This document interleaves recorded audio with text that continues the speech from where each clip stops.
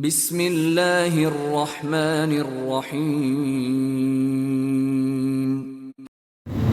السلام علیکم۔ سجدہ سہو بھول چوک کی وجہ سے کیے جانے والے سجدے کے بارے میں نبی کریم صلی اللہ علیہ وآلہ وسلم نے مختلف حدیث میں تفصیل سے رہنمائی فرمائی ہے۔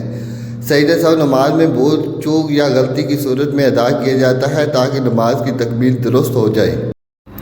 سجدہ سہو کی صورتیں اور احکام: اضافہ یا کمی: اگر کوئی نماز میں کچھ رکعت سجدے یا قاعدے میں اضافہ یا کمی کرے تو سجدہ سہو واجب ہوتا ہے۔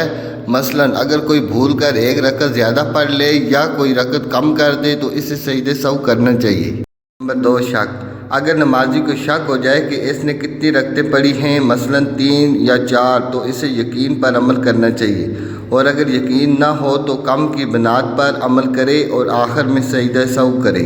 3، ترتیب کی غلطی: اگر نماز کے کسی رکن کی ترتیب میں غلطی ہو جائے، مثلا سجدہ قاعدے سے پہلے کر لیا ہو، تو اس صورت میں بھی سجدہ سہو واجب ہوتا ہے۔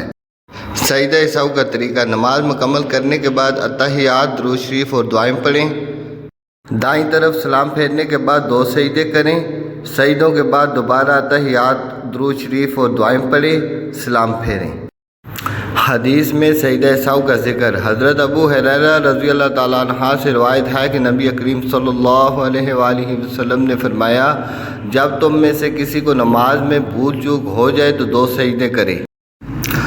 حضرت عبداللہ بن مسعود رضی اللہ تعالیٰ عنہ سے روایت ہے کہ نبی کریم صلی اللہ علیہ وآلہ وسلم نے فرمایا، جب تمہیں نماز میں شک ہو جائے تو جو صحیح سمجھو اس پر عمل کرو اور پھر 2 سجدے کرو۔ صحیح مسلم۔ ان حدیث سے سجدہ سہو کی اہمیت اور اس کا طریقہ معلوم ہوتا ہے۔ یہ نماز میں بھول چوک کی صورت میں نماز کی درستگی اور تکمیل کا ذریعہ ہے۔